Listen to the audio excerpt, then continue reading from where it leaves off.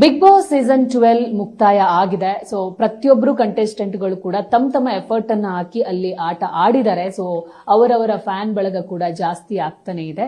ಸದ್ಯಕ್ಕೆ ನಮ್ಮ ಜೊತೆಗೆ ಒನ್ ಮ್ಯಾನ್ ಆರ್ಮಿ ಒಂಟಿ ಸಲಗ ಧ್ರುವಂತ್ ಅವರಿದ್ದಾರೆ. ಅವ್ರನ್ನ ಮಾತಾಡ್ಸೋಣ. ಮೊದಲಿಗೆ congratulation. Thank you ma'am, thank you so much. ಎಲ್ರಿಗೂ ನಮಸ್ತೆ. ಹೇರ್ ಸ್ಟೈಲ್ ಎಲ್ಲೋ ಇತ್ತು? ನನಗೊಂದು ಆಸೆ ಇತ್ತು, ಅಲ್ಲಿ ಒಬ್ಬ ನಾನು ಏನು ಪರ್ಫಾರ್ಮ್ ಮಾಡಿ ಹೊರಗಡೆ ಏನು ಬರ್ತೀನಿ, ಒಂದು ಹೊಸ ಇದು ವ್ಯಕ್ತಿಯಾಗಿ ಬರಬೇಕು, ಮತ್ತೆ ಹೊಸ ಸ್ಟೈಲಲ್ಲಿ ಬರಬೇಕು ಅಂತ ಆ ಮೇಕ್ ಓವರ್ಗೆ ವಿಶ್ ಕೇಳಿರ್ತೀನಿ ಒಳಗಡೆನೆ. ಅದು ಎಲ್ಲೋ ನನ್ನ ಎಲಿಮಿನೇಷನ್ ಆಗುತ್ತೆ, ಸೊ ಆಗಕ್ಕಾಗಲ್ಲ. ಸೊ ನೆಕ್ಸ್ಟ್ ನನ್ನ ಇವೆಂಟ್ ಏನಿರುತ್ತೆ ಅದಕ್ಕೆ ಹೊಸ ಲುಕ್ ಅಲ್ಲಿ ಬರಬೇಕು ಅಂತ ಇರುತ್ತೆ. So this is my new look. ನಿಮ್ಮ ಸೈನ್ ಆಫ್ ಹೇಗೆ?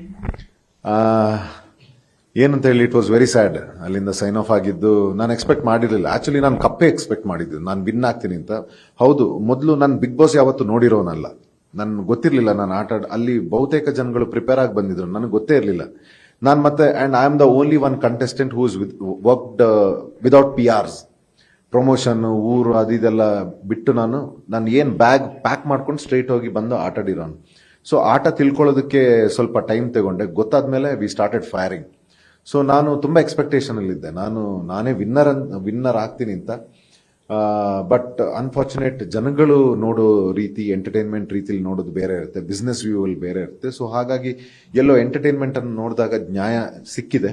Gilli was a very good entertainer, so ಅವರಿಗೆ ನ್ಯಾಯ ಸಿಕ್ಕಿದೆ and I am very happy about it. And ನನ್ನ ಆಟ ಬರೋದು ಅಂತಂದ್ರೆ first time history of Bigg Boss ಇಡೀ ಸೀಸನ್ಗೆನೆ ಕಿಚ್ಚನ ಚಪ್ಪಾಳೆ ಬರುತ್ತೆ. ಅಂಡ್ ಅದ್ರದ್ದು ತೂಕನೇ ಬೇರೆ ಮ್ಯಾಮ್. ಸೊ ಅದನ್ನ ಎತ್ಕೊಂಡು ಬಂದಿದ್ದೀನಿ. ಯಾವ ಪರ್ಪಸ್ಗೆ ಹೋಗಿದ್ವಿ, ಕಪ್ ಗೆಲ್ಲೋದು ಬೇರೆ, ಶೋ ಗೆಲ್ಲೋದು ಬೇರೆ. ಶೋನೇ ಗೆದ್ದು ಬಂದ್ವಿ ಮ್ಯಾಮ್. ಇಷ್ಟು ಸೀಸನ್ಗಳಲ್ಲಿ ಕಿಚ್ಚನ ಚಪ್ಪಾಳೆ ಅಂದ್ರೆ ಬೆಸ್ಟ್ ಸೀಸನ್ ಕಿಚ್ಚನ್ ಚಪ್ಪಾಳೆ ಅಂತ ಎಲ್ಲೂ ಸಿಕ್ಕಿಲ್ಲ.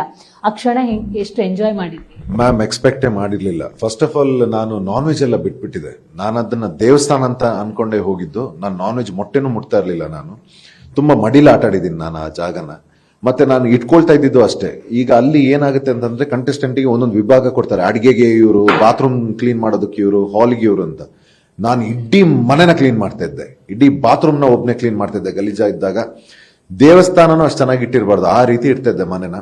ಮತ್ತೆ ಯಾವುದೇ ಅಲ್ಲಿ ಬರೀ ಟಾಸ್ಕ್ ಅಂತಲ್ಲ, ನೀವು ಏನು ಬರುತ್ತೆ ಓದೋದಕ್ಕೆ, ಬಿಗ್ ಬಾಸ್ ಏನು ಓದೋದಕ್ಕೆ ಕಳಿಸ್ತಾರೆ, ಅದರಿಂದ ಹಿಡಿದು ನಿಮ್ದು ಅವ್ರದ್ದು ಪ್ರಮೋಷನಲ್ ಆಕ್ಟಿವಿಟಿ ಆಗಿರ್ಲಿ, ಟಾಸ್ಕ್ ಆಗಿರ್ಲಿ, ಡ್ಯಾನ್ಸ್ ಆಗಿರ್ಲಿ, you name it, I was nailing it. ನೀವು ಯಾವ್ದ್ರಲ್ಲೂ ನಂದು ಕಮ್ಮಿ ಆಗಬಾರ್ದು ಅಂತ ಆ ರೀತಿ ಪರ್ಫಾರ್ಮ್ ಮಾಡ್ತಿದ್ದೆ. ಅದರಲ್ಲೂ ನನ್ನ ಟಾಸ್ಕ್ ಇಂದ ಹೊರಗಡೆ ಇಡೋದಕ್ಕೆಲ್ಲ ಬಹಳ ಪ್ರಯತ್ನಗಳಾಗ್ತಾ ಇತ್ತು. ನಾನು ಜಗಳಾಡಿ, ಕಿತ್ತಾಡಿ ಎಲ್ಲ ನಾನು ಆಟಾಡಿ, ಮತ್ತೆ ಲಾಸ್ಟ್ ನೀವು ನೋಡಿದ್ರಿ, ನನ್ನನ್ನು ಹೊರಗಡೆ ಇಡೋಕೆ ನೋಡಿದ್ರು. ಬಿಗ್ ಬಾಸ್ ಮತ್ತೆ ನನಗೆ ಒಂದು ಅವಕಾಶ ಕೊಡ್ತಾರೆ. ಕಂಟಿನ್ಯೂಸ್ ವಿನ್ ಆಗ್ತಾ ಬರ್ತೀನಿ ನಾನು. So it was a fantastic journey. ಆ ಮನೆಯಲ್ಲಿ ಬದುಕಿ ನಂದೇ ಸ್ಟೈಲಲ್ಲಿ ನಾವೊಂದು ಹೆಸರು ಮಾಡ್ಕೊಂಡು ಬಂದಿದ್ದೀವಿ ಮ್ಯಾಮ್. ಅಂಡ್ ಹೊರಗಡೆ ಬಂದಾಗ್ಲೂ ನನಗೆ ಗೊತ್ತಿರಲಿಲ್ಲ ಈ ರೀತಿ. ಬಿಕಾಸ್ ನಾನೇನು ಎಕ್ಸ್ಪೆಕ್ಟ್ ಮಾಡ್ತಿದ್ದೆ ಅಂತಂದ್ರೆ, ಬಿಗ್ ಬಾಸ್ಗೆ ಹೋಗ್ತೀನಿ, ನಮ್ಮ ಸೀರಿಯಲ್ ಅಲ್ಲಿ ಒಂದಿಷ್ಟು ಜನನ ಸಂಪಾದನೆ ಮಾಡಿದ್ವಿ, ಒಂದು ಹೊರಗಡೆ ಬಂದಾಗ ಒಂದಿಷ್ಟು ಅಂತ ಅನ್ಕೊಂಡಿದ್ವಿ. ಹೊರಗಡೆ ಬಂದಾದ್ಮೇಲೆ ಒನ್ ಮ್ಯಾನ್ ಆರ್ಮಿ, ಮತ್ತೆ ಒಂಟಿ ಸಲಗ, ಡ್ಯಾಶಿಂಗ್ ಧ್ರು, ಮತ್ತೆ ನಂದು ಜಯಮಾಕಾಲ್, it's become a brand ma'am. ಈಗ ಹೊರಗಡೆ ಹೋದ ತಕ್ಷಣ ಎಲ್ಲ ಟ್ರಾಫಿಕ್ ಅಲ್ಲೆಲ್ಲ ಜಯಮಾಕಾಲ್, ಅದಕ್ಕಿಂತ ದೊಡ್ಡ ಬ್ಲೆಸ್ಸಿಂಗ್ಸ್ ಬೇರೆ ಏನಿಲ್ಲ. ಹೊರಗಡೆ ಇದ್ದಾಗ ಧ್ರುವಂತ್ ಒಂದು ಕ್ಯಾರೆಕ್ಟರ್ ಬಗ್ಗೆ ಒಂದು ಇತ್ತು, ಒಪಿನಿಯನ್ ಇತ್ತು ಒಂದು ಬಳಗಕ್ಕೆ. ಬಟ್ ಅದನ್ನೆಲ್ಲ ಬಿಗ್ ಬಾಸ್ಗೆ ಹೋದ್ಮೇಲೆ ಚೇಂಜ್ ಮಾಡಿದ್ರು ಅನ್ಸುತ್ತೆ. ನಿಜವಾಗ್ಲು ನನ್ನ ಭಕ್ತಿ, ನಾನು ಮಾಡಿದ ಒಳ್ಳೆ ಕೆಲಸ ಇದು ಬಂದಿದೆ. ಬಿಕಾಸ್ ಲಾಸ್ಟ್ ಡಿಸೆಂಬರ್, ನೀವು ಗೊತ್ತಿರಬಹುದು, ನನ್ನ ರಿಯಲ್ ವ್ಯಕ್ತಿತ್ವ ಯಾರಿಗೂ ಗೊತ್ತಿಲ್ಲ. ನನ್ನ ಮೇಲೆ ಫಾಲ್ಸ್ ಅಲಿಗೇಷನ್ಸ್ ಗಳಾಗುತ್ತೆ, ನನ್ನ ಮೇಲೆ ಆಪಾದನೆಗಳು ಬರುತ್ತೆ. ಜನಗಳಿಗೆ ನಾನು ರಿಯಲ್ ಆಗಿ ಏನು ಅಂತ ಗೊತ್ತಿಲ್ಲ. ಎಲ್ಲೋ ಒಂದ್ ಕಡೆ ನಂಬ್ತಾರೆ, ನನ್ನ ಮೇಲೆ ಕೆಲವು ಕೆಟ್ಟ ಆಪಾದನೆಗಳು ಬಂದಿರುತ್ತೆ. ನಾನು ತುಂಬಾ ಅಪ್ಸೆಟ್ ಆಗ್ತೀನಿ. ನಾನು ಈ ಇಂಡಸ್ಟ್ರಿಲಿ ಒಂದು 10 ವರ್ಷದ ಇದ್ದೀನಿ, ಯಾರ್ಯಾರ ಜೊತೆ ಏನೇನಾಗಿದೆ ಅಂತ ಗೊತ್ತು. ಸೊ ನಾನು ಫೇಸ್ ಮಾಡ್ತೀನಿ. I am bullet proof. ನಮ್ಮ ಪೇರೆಂಟ್ಸ್ ಎಲ್ಲ ಬಹಳ ಬೇಜಾರು ಮಾಡ್ಕೊಂಡಿದ್ರು. Because they are very respected. Mangaluru ಮತ್ತೆ ಕೊಡಗಲ್ಲಿ ಬಹಳ ಹೆಸರಂತ, ಬಹಳ ದೊಡ್ಡ ಫ್ಯಾಮಿಲಿಯಿಂದ ಬರ್ತಾರೆ, ಮಂಗಳೂರು ಮತ್ತೆ ಕೊಡಗಿಂದ ನಮ್ಮ ತಂದೆ ತಾಯಿ. ಅವರ ರೆಪ್ಯುಟೇಷನ್ಗೆ ಬಹಳ ಇದಾಗಿತ್ತು. ನಾನು ಹೇಳಿರ್ತೀನಿ ಡ್ಯಾಡಿಗೆ, ಡ್ಯಾಡಿ ನಿಮ್ಮ ಇಮೇಜ್ನ ನಾನು ವಾಪಸ್ ತಂದು ಕೊಡ್ತೀನಿ ಅಂತ. ಸೊ ನಾನು ಏನು ಅಂತ ತೋರಿಸ್ಕೊಳ್ಳೋದಕ್ಕೆ, ಇದು ಅವಾರ್ಡ್ ವಿನ್ನಿಂಗ್ಗಿಂತ ಈ ಗೇಮ್ ಶೋ ನನಗೆ ನನ್ನನ್ನು ತೋರಿಸ್ಕೊಳ್ಳೋಂಥ ವೇದಿಕೆ. ನನ್ನನ್ನು ನಾನು ತೋರಿಸ್ಕೊಂಡಿದ್ದೀನಿ, ನಾನು ಏನು ಅಂತ. ಸೊ ಹಾಗಾಗಿ ಎಲ್ಲೋ ನಾನು ಗೆದ್ದಿದ್ದೀನಿ ಅಂತ ನನಗೆ ಬಹಳ ಖುಷಿ ಆಯ್ತು. ಅಂಡ್ ಜನಗಳು ಕಪ್ ಗೆಲ್ಲೋದು ಬೇರೆ, ಮತ್ತೆ ಹೇಳ್ತೀನಿ, ಕಪ್ ಗೆಲ್ಲೋದು ಬೇರೆ, ಶೋ ಗೆಲ್ಲೋದು ಬೇರೆ. ನಾವು ಶೋನ ಗೆದ್ದು ಬಂದ್ವಿ. ಗಿಲ್ಲಿ ಇವತ್ತು ಕಪ್ ಗೆದ್ದಿರೋದು ನಿಮಗೆ ತೃಪ್ತಿ ಇಲ್ಲ ಅನ್ಸುತ್ತೆ. ನಿಜವಾಗ್ಲೂ ನಾನು ಹೇಳ್ಬೇಕು ಅಂತಂದ್ರೆ, ನಾವು ಮನೆ ಒಳಗಡೆ ನೋಡೋದು ಬೇರೆ, ಹೊರಗಡೆ ನೋಡೋದು ಬೇರೆ. ಜನಗಳು ಅವರ ಎಂಟರ್ಟೈನ್ ಮಾಡಿರೋಂಥ ರೀತಿ ಖುಷಿಯಾಗಿದೆ. ನಿಮಗೆ ಆನೆಸ್ಟ್ ಆಗಿ ಹೇಳಬೇಕು ಅಂತಂದ್ರೆ ನನಗೆ ಬಹಳ ಸಂತೋಷ ಆಗಿದೆ. ನಾನು ಅವತ್ತು ಅವಾರ್ಡ್ ಫಂಕ್ಷನ್ ದಿವಸ, ಅದಕ್ಕಿಂತ ಹಿಂದಿನ ದಿವಸ ನಂದು ಇರಬೇಕಾದ್ರೂ ನಾನು ಹೇಳಿದ್ದೆ, ಗಿಲ್ಲಿ ಅವರು ನಿಜವಾಗ್ಲೂ ಅವರ ಎಂಟರ್ಟೈನ್ಮೆಂಟ್ ಜನಗಳಿಗೆ, ನಮ್ಮ ಪರ್ಪಸ್ ಏನು, ಆರ್ಟಿಸ್ಟ್ ಜನಗಳನ್ನ ಎಂಟರ್ಟೈನ್ ಮಾಡ್ಬೋದು, that is the ultimate purpose. ಅದು ಇವತ್ತು ಅವರು ಅದರಲ್ಲಿ ಸಕ್ಸಸ್ಫುಲ್ ಆಗಿದ್ದಾರೆ. ಗಿಲ್ಲಿ ಅವರು ಒಳ್ಳೆ ಜನಗಳನ್ನ ಸಂಪಾದನೆ ಮಾಡಿದ್ದಾರೆ. ಅದೊಂದು ದೊಡ್ಡ ಜವಾಬ್ದಾರಿ. ನಾನು ಅವ್ರಿಗೆ ಏನ್ ಹೇಳ್ತೀನಿ ಅಂತಂದ್ರೆ, ಒಂದು ಕಂಗ್ರಾಟ್ಸ್, ಮತ್ತೆ ನೀವು ಪಡ್ಕೊಂಡಿರೋಂಥ ಜನಗಳಿದಾರಲ್ಲ, ಅದು ಬಹಳ ಕಷ್ಟ ಪಡ್ಕೊಳ್ಳೋದಕ್ಕೆ, ಅದನ್ನ ಬಹಳ ಜವಾಬ್ದಾರಿಯಿಂದ, ಬಹಳ ಜಾಗರೂಕತೆಯಿಂದ ಕಾಪಾಡ್ಕೊಳ್ಳಿ ಅಂತ ನಾನು ಕೇಳ್ಕೊತೀನಿ. ಸೊ ನಿಮ್ಮ ಮತ್ತೆ ರಕ್ಷಿತದ್ದು ಸೀಕ್ರೆಟ್ ರೂಮ್ ತುಂಬಾ ಜನಕ್ಕೆ ಅದೊಂಥರ ಮಜವಾಗಿತ್ತು. ಸೊ ಈಗ ಅದನ್ನ ನೋಡಿದಾಗ ಅಥವಾ ಅದ್ರ ಬಗ್ಗೆ ಕೇಳಿದಾಗ ಏನ್ ಫೀಲ್ ಆಗುತ್ತೆ ಅಂತ? ನಿಜವಾಗ್ಲೂ ಅಲ್ಲಿ ನಡೆಯೋ ಎಲ್ಲಾ ಘಟನೆಗಳು ರಿಯಲ್, ಅಲ್ಲಿ ಯಾವ್ದು ಸ್ಕ್ರಿಪ್ಟೆಡ್ ಇಲ್ಲ. ಆದ್ರೆ ನಿಮಗದು ಎಂಟರ್ಟೈನ್ಮೆಂಟ್ ಆಗಿ ಕಾಣಿಸುತ್ತೆ. ಸೊ ನನಗೂ ಗೊತ್ತಿರ್ಲಿಲ್ಲ, ಆ ಹುಡುಗಿ ಅಲ್ಲಿ ಕೊಡ್ತಾ ಇದ್ದಿದ್ ನನಗೆ ಕೆಲಸ, ಅವ್ರಿಗೆ ಯಾರಿಗೋ ಕಾವ್ಯ ಆಗಲ್ಲ, ಸ್ಪಂದನ ಆಗಲ್ಲ, ಅವ್ರನ್ನ ಕಳಿಸ್ಬೇಕು ಅಂತ ಹೇಳಿ ಅವ್ರಿಗೆ ವೀಕ್ ಟೀಮ್ ಮಾಡಿ ಅದು ಮಾಡಿ ಅಂತ. ನಾವು ಜಸ್ಟಿಸ್ ಮ್ಯಾಮ್, ವೈಯಕ್ತಿಕ ಏನೇ ಇರಲಿ, ಆಟ ಅಂತ ಬಂದಾಗ ಎಲ್ರಿಗೂ ಫೇರ್ ಹೋಗ್ಬೇಕು, ನಾನು ಜಸ್ಟಿಸ್ ಫೈಟ್ ಮಾಡ್ತಿದ್ದೆ. ನೀವು ನೋಡಿರ್ಬೋದು, ಒಂದು ಕೆಲವು ಟಾಸ್ಕ್ಗಳಲ್ಲಿ ರಿಂಗ್ ಎಸೆಯೋದ್ರಲ್ಲೂ ಕೂಡ ನಾನು ಕಣ್ಮುಚ್ಚಿ ಎಸಿತೀನಿ. ಯಾರಿಗೂ ಅನ್ಫೇರ್ ಆಗಬಾರ್ದು ನನ್ನ ರಿಂಗ್ ಎಸಿಬೇಕಾದ್ರೂ ಒಂದು ಟಾಸ್ಕ್ ಅಲ್ಲಿ. ಸೊ ಈ ರೀತಿ ಆಟ ಆಡ್ಕೊಂಡು ಬಂದಾಗ ಅದೆಲ್ಲೋ ನನ್ನ ವ್ಯಕ್ತಿತ್ವಕ್ಕೆ ಬಹಳ ಡ್ಯಾಮೇಜ್ ಆಗುತ್ತೆ, ನಾನು ಅಲ್ಲಿ ಅನ್ಫೇರ್ ಆದಾಗ. ಸೊ ಈ ವಿಚಾರ ಗಲಾಟೆ ಆಗ್ತಿತ್ತು ಅಲ್ಲಿ. ಅದು ಮಾತ್ರ ಎಂಟರ್ಟೈನ್ಮೆಂಟ್ ಲೆವೆಲ್ ಅಲ್ಲಿ, ಇಲ್ಲಿ ಶೇರ್ ಮಾರ್ಕೆಟ್ ಅಲ್ಲಿ ಹಾಕಿದ್ದಿದ್ರೆ ಹೈ ಪ್ರೈಸ್ ಹೋಗ್ತಾ ಇತ್ತು ಅಂತ ಕಿಚ್ಚ ಸರ್ ಹೇಳ್ತಾರೆ. And I am very happy. ಆ ಪಾರ್ಟ್ ನಮ್ಮ ಜನಗಳನ್ನ ಅಷ್ಟು ಎಂಟರ್ಟೈನ್ ಮಾಡಿದೆ ಅಂತ very happy about it. So Gilli ತುಂಬಾ ನಿಮಗೆ ಕಿರಿಕಿರಿ ಮಾಡಿದ್ರು ಅನ್ಸುತ್ತೆ, ನೀವು ಪದೇ ಪದೇ ನನ್ ವಿಷಯಕ್ಕೆ ಬರ್ಬೇಡ, ನೀನು ನನ್ ವಿಷಯಕ್ಕೆ ಬರ್ಬೇಡ ಅಂತ. ಸೊ ಅದನ್ನೆಲ್ಲ ಇವತ್ತು ನೆನ್ಸ್ಕೊಂಡಾಗ ನನಗೆ ತುಂಬಾ, ಅಂದ್ರೆ ನನಗೆ ಆಕ್ಚುಲಿ ಈ ಆಟ ಗೊತ್ತಿದ್ರೆ ಮುಂಚೆ ಇನ್ನೂ ಮಜಾ ಕೊಡ್ತಿದ್ದೆ ನಾನು ಆಡಿಯನ್ಸ್ಗೆ. ನನಗೆ ಗೊತ್ತಿಲ್ಲ, ಬಿಗ್ ಬಾಸ್ ಆಟ ನೋಡಿರೋನು ಅಲ್ಲ. ನನಗೆ ಆಮೇಲೆ ಗೊತ್ತಾಯ್ತು, ಮನೆ ಅಂದ್ಮೇಲೆ ಅಲ್ಲಿ ಆ ಬಿಗ್ ಬಾಸ್ ಮನೆಯಲ್ಲಿ ಕೊಟ್ಟು ತಗೊಳ್ಳೋದು ಇದ್ದೇ ಇದೆ. ಆದ್ರೆ ಈ ಆಂಗಲ್ ನನಗೆ ಗೊತ್ತಿರ್ಲಿಲ್ಲ. ಇದೇನಾದ್ರೂ ಗೊತ್ತಿದ್ದಿದ್ರೆ ನನ್ ಗಿಲ್ಲಿನೂ ಬಿಡ್ತಾ ಇರ್ಲಿಲ್ಲ, ಇವತ್ತು ಕಪ್ ನಂದೇ ಆಗ್ತಿತ್ತು. ನನಗೆ ಈ ಆಂಗಲೇ ಗೊತ್ತಿರ್ಲಿಲ್ಲ, ಇಲ್ಲದ್ರೆ ಎಲ್ರೂ ಹೀಗೆ ಆಟ ಆಡಿಸ್ಬಿಡ್ತಿದ್ದೆ ನಾನು. So but it's okay, I am very happy. ಅವರು ಅವರ ಒಂದು ಸ್ಟೈಲ್ ಅಲ್ಲಿ ಅವ್ರು ಏನು ಮನೋರಂಜನೆ ಕೊಟ್ಟಿದ್ದಾರೆ, very happy about it. So ನೀವೊಂದು 7 ಜನ ಇರ್ತೀರಾ, ಒಂದ್ ರೂಮ್ ಅಲ್ಲಿ ಇರ್ತೀರಾ. ಯಾರವತ್ತು ಅಂದ್ರೆ ಮಿಡ್ ವೀಕ್ ಎಲಿಮಿನೇಷನ್ ಅಂತ ಬಂದಾಗ ಎಲ್ಲರೂ ಒಬ್ಬೊಬ್ಬರನ್ನ ಕರೀತಾರೆ, ಬಟ್ ಯಾರು ಎಲಿಮಿನೇಷನ್ ಆಗಿರಲ್ಲ ಅವರೆಲ್ಲ ದೊಡ್ಡ ಮನೆ, ಐ ಮೀನ್ ಬಿಗ್ ಬಾಸ್ ಮನೆ ಒಳಗಡೆ ಹೋಗ್ತಾರೆ. ಎಲಿಮಿನೇಷನ್ ಅಂತ ಬಂದಾಗ ನೀವು ಹೊರಗಡೆ ಬರ್ತೀರಾ, ಮನೆ ಒಳಗಡೆ ಬರೋದಿಲ್ಲ. ನೀವು ಅನ್ಕೊಂಡಿರ್ತೀರಾ ನಾನು ಇವತ್ತು ಎಲಿಮಿನೇಷನ್ ಆಗ್ತಾ ಇದ್ದೀನಿ ಅಂತ. ಆ ಕ್ಷಣ ಹೆಂಗಿತ್ತು, ಆ ಸಂದರ್ಭ? ಸಡನ್ ಆಗಿ ಮನೆ ಒಳಗಡೆ ಎಂಟ್ರಿ ಇರಲ್ಲ, ಬೇರೆ ಎಲ್ಲೋ ಎಂಟ್ರಿ ಆಗ್ತಿರ್ತೀರಾ. ನಿಜವಾಗ್ಲು ಅದು ತುಂಬಾ ಹಾರ್ಟ್ ಬ್ರೇಕಿಂಗ್ ಮೂಮೆಂಟ್. ನನ್ನ ಆಟ ಆಯ್ತಂತ, ಯಾಕಂದ್ರೆ I was very short about the cup ಈ ಸಲ ನಾನೇ ತಗೊಳ್ಳೋದು ಅಂತ ನಾನು ತುಂಬಾ ಶಾರ್ಟ್ ಇದ್ದೆ. ಆದರೆ ಹೊರಗಡೆ ಈ ರೀತಿ ಒಂದು ಇದೆ ಅಂತ ಗೊತ್ತಿರ್ಲಿಲ್ಲ. ಮತ್ತೆ ನಾನು ಎಲಿಮಿನೇಟ್ ಆದೆ ಅಂತ ಅಂದಾಗ I was very disappointed. But ಎಲ್ಲೋ ಒಂದು ಕಡೆ ನನ್ನ ಜೊತೆ ನಾನು ಏನ್ ಕೊಟ್ಟಿದ್ದೀನಿ ಆ ಮನೆಗೆ, ಮತ್ತೆ ನನಗೇನ್ ಸಿಕ್ಕಿದೆ, ನನ್ನ ತಮ್ಮಂದು ಕೂಡ, ನನ್ನ ತಮ್ಮನ ಫಂಕ್ಷನ್ ಅಲ್ಲಿ ಇರ್ಲಿಲ್ಲ ಅಂತ ಬಹಳ ಗ್ರ್ಯಾಂಡ್ ಆಗಿ ನನಗೋಸ್ಕರ ಮಾಡ್ತಾರೆ. ಸೊ ನನಗನ್ನಿಸ್ತು ಇದೆಲ್ಲ ಬಹಳ ದೊಡ್ಡದು. ಪ್ರಶಸ್ತಿಗೆ ಯಾರು ವಿನ್ ಆಗ್ತಾರೆ, ಕೆಲವು ಈ ಶೋ ಅಲ್ಲಿ ನನಗೆ ಸಿಕ್ಕಿರೋದು, ಈಗ ಕಿಚ್ಚ ಸರ್ದ ಚಪ್ಪಾಳೆ ಆಗಿರ್ಲಿ, ಅಥವಾ ನನಗೋಸ್ಕರ ಬಿಗ್ ಬಾಸ್ ಅಲ್ಲಿ ಆ ರೀತಿ ಆ ವೇದಿಕೆನ ಕೊಟ್ಟು ಈ ರೀತಿ ಒಂದು ಅರೇಂಜ್ಮೆಂಟ್ ಮಾಡಿ, ನನ್ನ ಒಬ್ಬನೇ ತಮ್ಮ ಅವನ ಇವೆಂಟ್ ನ ಈ ರೀತಿ ಮಾಡ್ಕೊಟ್ಟಿರೋದು, ಅದಕ್ಕೆ ಬೆಲೆನೇ ಕಟ್ಟೋದಕ್ಕಾಗಲ್ಲ ma'am. And I am very grateful to Colors and Big Boss team and everybody was work for it. Ashwini ಅವರು ನೀವು ಬರ್ತಾರೆ ಅಂತ ವೆಯ್ಟ್ ಮಾಡ್ತಾ ಇದ್ರು, ಬಟ್ ನೀವು ಬಂದಿರ್ಲಿಲ್ಲ. ನಿಮ್ ಫೋಟೋ ನೋಡಿ ಅವರು ಅಳೋದು, ಈ ಕ್ಷಣನ ನೀವು ನೋಡಿರ್ತೀರಾ ಅನ್ಕೊಂತೀನಿ, ಆ ಸೀನ್. ಅಮ್ಮ ಅಲ್ವಾ, ನನ್ನ ಮೊದಲು ಡೆಬ್ಯೂ ಸೀರಿಯಲ್ ಮಾಡಿದಾಗ ನನ್ನ ಅಮ್ಮ ಆಗಿದ್ದವರು. ಆ ಸೆಂಟಿಮೆಂಟ್ಸೇ ಹಾಗೆ ಮ್ಯಾಮ್. ಅವರು ಅಷ್ಟೇ, ನಾನು ಆಟ ಆಡ್ಬೇಕಾದ್ರೆ ನನ್ನ ಮಗುವಲ್ಲಿ ಆಟ ಆಡ್ತಾ ಇದ್ದಂತಾನೆ ನೋಡ್ತಾ ಇದ್ರು. ಈ ರೀತಿ ಬಾಂಡಿಂಗ್ ಇದ್ವಿ ಮ್ಯಾಮ್. ಮತ್ತೆ ನಾವು ಸಾಫ್ಟ್ ಟಾರ್ಗೆಟ್ ಆಗಿದ್ವಿ ಬಿಗ್ ಬಾಸ್ ಶೋ ಅಲ್ಲಿ. ಎಲ್ಲರೂ ಸೇಫ್ ಆಗ್ಬೇಕು ಅಂತಂದ್ರೆ ಅಶ್ವಿನಿ ಇಲ್ದಿದ್ರೆ ಧ್ರುವಂತ್, ಯಾಕಂದ್ರೆ ಅವ್ರದ್ದೊಂದು ಗ್ರೂಪ್ ತರ ಒಂದು ಫ್ರೆಂಡ್ ಝೋನ್ ಮಾಡ್ಕೊಂಡು ಆಟ ಆಡ್ತಿದ್ರು. ಸೊ ನಾನು ಅವ್ರನ್ನ ಟಾರ್ಗೆಟ್ ಮಾಡಿ ಸೈಡಲ್ಲಿ ಇದ್ದಾಗ ನಾನು ಹೇಳಿದ್ದೆ, ಮ್ಯಾಮ್ ಬನ್ನಿ ಆಟಾಡೋಣ ಅಂತ, ಬನ್ನಿ ಆಟಾಡೋಣ, ನಮ್ಮ ಆಂಗಲೇ ಚೇಂಜ್ ಮಾಡೋಣ ರಿಸೀವಿಂಗ್ದು, ಬನ್ನಿ ಆಟಾಡೋಣ ಅಂತ ಅವ್ರನ್ನ ಇಟ್ಕೊಂಡು ಅವ್ರು ನನಗೆ ಸಪೋರ್ಟ್ ಮಾಡಿದ್ರು ಇಮೋಷನಲಿ, ನಾನು ಅವ್ರಿಗೆ ಸಪೋರ್ಟ್ ಮಾಡಿದೆ. ಇಬ್ರು ಆಮೇಲೆ ಬಾರಿಸ್ಕೊಂಡೇ ಬಂದ್ವಿ. And it is epic. It was amazing partner ನಂದವರು. ನಮ್ಮ ಅಮ್ಮ ಮಗಂದ ಆಟ ಅಲ್ಲಿ ತೋರಿಸ್ಬಿಟ್ವಿ. ಅವರು ಸರಿಯಾಗಿ ಫೈರ್ ಕೊಟ್ರು, ಒಳ್ಳೆ ಟಕ್ಕರ್ ಕೊಟ್ರು, ನಾವು ಕೊಟ್ವಿ. It was amazing ma'am. ನಿಮ್ಮ ಮತ್ತೆ ರಕ್ಷಿತಂದು ಒಂದಿಷ್ಟು ಈ ನಾಗವಲ್ಲಿಗೆ ಕಂಪೇರ್ ಮಾಡ್ಕೊಂಡು ಟ್ರೋಲ್ ಮಾಡ್ತಾ ಇದ್ದಾರೆ. ಸೊ ಇದ್ರ ಬಗ್ಗೆ ನಾನು ಆಕ್ಚುಲಿ ಅದನ್ನೆಲ್ಲ ಮಾಡೋನಲ್ಲ ಹೀಗೀಗೆ, ಬಟ್ ಅದು ಅವ್ರ ಬಾಡಿ ಲ್ಯಾಂಗ್ವೇಜ್ ಎಲ್ಲ ಎಷ್ಟು ಹೋಯ್ತು ಅಂತಂದ್ರೆ ನನಗೆ ಸಿಟ್ಟಲ್ಲಿ ನನಗೇನು ಮಾಡಕ್ ಆಗ್ತಿಲ್ಲ.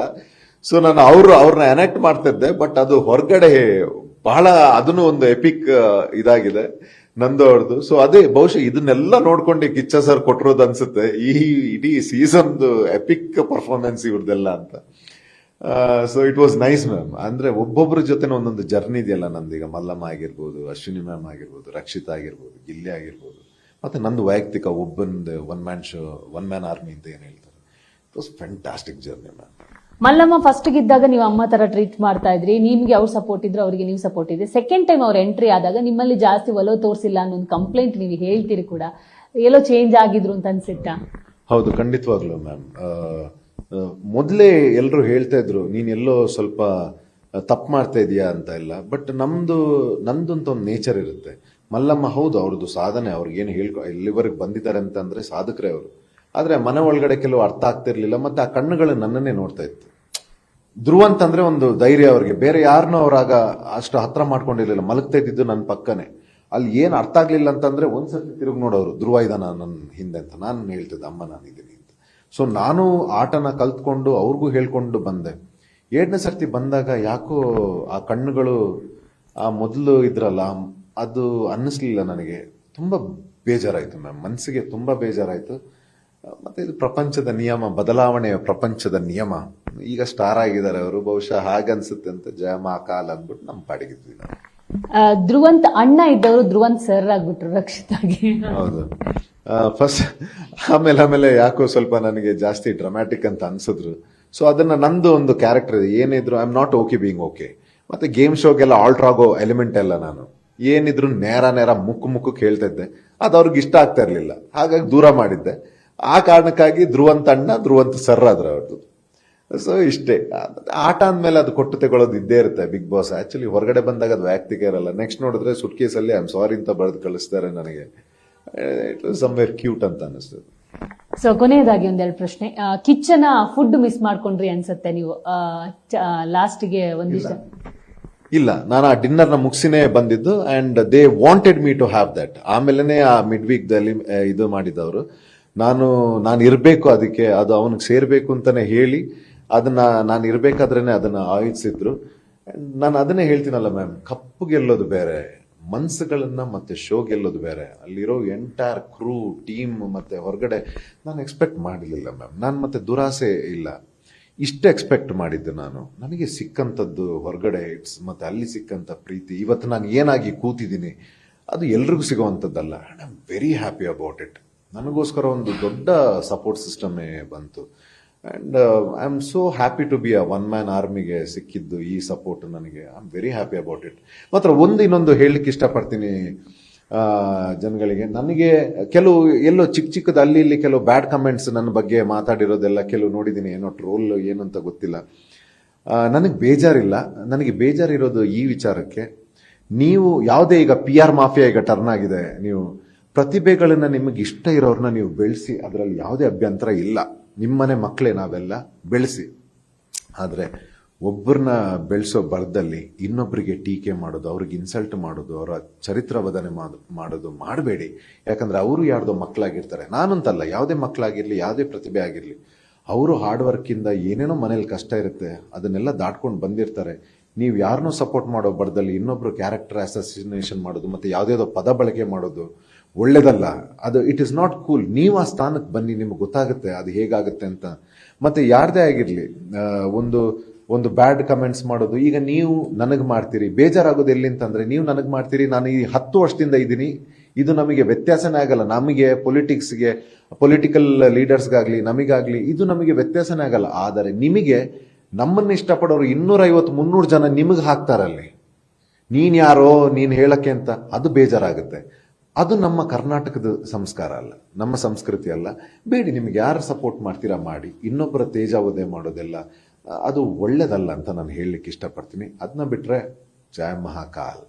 ಕೊನೆಯದಾಗಿ, ಈಗ ಹೊರಗಡೆ ಬಂದಾಗಿದೆ, ಮುಂದೆ ನೀವು ಏನ್ ಮಾಡ್ಬೇಕು ಅನ್ಕೊಂಡಿದ್ದೀರಾ? ಪ್ರಾಜೆಕ್ಟ್ಗಳ ಸೈನ್ ಆಗಿದೆಯಾ? ಬರ್ತಾ ಇದೆ ma'am. Of course yes, Bigg Boss ತುಂಬ ಕೊಡ್ತಾ ಇದೆ. ನಿನ್ನೆನೆ ಎ ಪಿ ಅರ್ಜುನ್ ಅವ್ರನ್ನ ಮೀಟ್ ಆದೆ ನಾನು. ಅವರು ನನಗೆ ಸಿಕ್ಕಿದ್ರು, ಎ ಪಿ ಅರ್ಜುನ್ ಅವರು, and he was very happy meeting me. ನಾನು I was very happy meeting him. So ಕೆಲವು ಡೈರೆಕ್ಟರ್ಸ್ದು ಆಲ್ರೆಡಿ ಕಾಲ್ಸ್ ವಾಟ್ಸಪ್ಪಲ್ಲಿ, ಬಟ್ ಈಗ ಇವತ್ತು ಮೀಡಿಯಾದು ಫುಲ್ ಕವರ್ ಮಾಡ್ತಾ ಇದ್ದೀನಿ ನಾನು. ಹಾಗಾಗಿ ನಾನು ಹೇಳಿದೆ, ನನಗೊಂದು 2 ದಿವಸ ಬಿಟ್ಬಿಡಿ, ಇದನ್ನು ಮುಗಿಸ್ಕೊಂಡು ನಾನು 1 by 1 ರಿಸೀವ್ ಮಾಡ್ತೀನಿ ಅಂತ. ಅಫ್ಕೋರ್ಸ್ ನಾನು ಇನ್ನು ನಂದು ಕಲಾ ಸೇವೆನೆ. ನನಗೆ ಎಷ್ಟು ಜನ ಪ್ರೀತಿ ಕೊಟ್ಟಿದ್ದಾರೆ, ನನ್ನ ಮೇಲೆ ನಂಬಿಕೆ ಇದೆ, ಅವರಿಗೊಂದು ಮಜಾ ಕೊಡಲೇಬೇಕಲ್ವಾ ನಮ್ಮ ಪ್ರಾಜೆಕ್ಟ್ಗಳ ಮುಖಾಂತರ. So I am waiting for nice offers. ನಮ್ಮ ಸ್ಟೈಲ್ಗೆ ಯಾವ್ದು ಮ್ಯಾಚ್ ಆಗುತ್ತೆ, ನಮ್ಮ ಪ್ರೊಫೈಲ್ಗೆ, once again will do a dashing performance. ಎಷ್ಟು ರೆಮ್ಯುನರೇಷನ್ ತಗೊಂಡು? ಆಕ್ಚುಲಿ ರೆಮ್ಯುನರೇಷನ್ ನಾನು ಜಾಸ್ತಿ ತಗೊಳ್ಳಿಲ್ಲ ಮ್ಯಾಮ್. ಈ ಸರ್ತಿ ನನಗೆ ಏನು ಅಂತಂದ್ರೆ, ಕಿಚ್ಚ ಸರ್ ಮಾಡಲ್ಲ ಅಂತ ಹೇಳಿದ್ರು ಈ ಸೀಸನ್ನ. ಸೊ ನಾನು ಜಾಸ್ತಿ ಆರ್ಗ್ಯುಮೆಂಟೇ ಮಾಡಕ್ ಹೋಗ್ಲಿಲ್ಲ. ರೆಮ್ಯುನರೇಷನ್ ಯಾವ್ದಾದ್ರೂ ಪರವಾಗಿಲ್ಲ, ಅವ್ರು ಇರ್ಬೇಕಾದ್ರೇನೆ ಶೋ ಮಾಡಬೇಕು ಅಂತ ಇತ್ತು. ರೆಮ್ಯುನರೇಷನ್ಗಿಂತ ಜಾಸ್ತಿ ನಾವು ಪಡ್ಕೊಂಡ್ವಿ ಮ್ಯಾಮ್ ಈ ಶೋ ಮುಖಾಂತರ. ರೆಮ್ಯುನರೇಷನ್ ಅಷ್ಟು ನಾನು ಕೋಟ್ ಮಾಡ್ಲಕ್ಕೆ ಹೋಗ್ಲಿಲ್ಲ ನಾನು ಕಲರ್ಸ್, ಬಟ್ ಆಶೀರ್ವಾದ ತುಂಬಾ ಸಿಕ್ತು. Very grateful. All the best sir, ಒಳ್ಳೇದಾಗ್ಲಿ. ಫ್ಯೂಚರ್ ಅಲ್ಲಿ ಒಳ್ಳೊಳ್ಳೆ ಬ್ರೈಟ್ ಪ್ರಾಜೆಕ್ಟ್ಗಳು ಬರಲಿ. Thank you ma'am, thank you so much for all the support ma'am. Thank you. ನೋಡಿದ್ರಲ್ಲ, ಇದಿಷ್ಟು ಧ್ರುವಂತ್ ಅವರ ಒಂದು ಏನು 1 man ಆರ್ಮಿಯ ಮಾತಾಗಿತ್ತು. ಸೊ ಅವರ ಎಕ್ಸ್ಪೀರಿಯನ್ಸ್ ಜೊತೆಗೆ ಅವರ ಫ್ಯೂಚರ್ ಹೆಂಗಿರುತ್ತೆ ಅನ್ನೋದನ್ನ ಚಿಕ್ಕದಾಗಿ ಪವರ್ ಟಿವಿ ಜೊತೆ ಹಂಚಿಕೊಂಡಿದ್ದಾರೆ. ಕ್ಯಾಮರಾ ಪರ್ಸನ್ ರವಿ ಜೊತೆ ದೀಪಿಕಾ, ಪವರ್ ಟಿವಿ, ಬೆಂಗಳೂರು.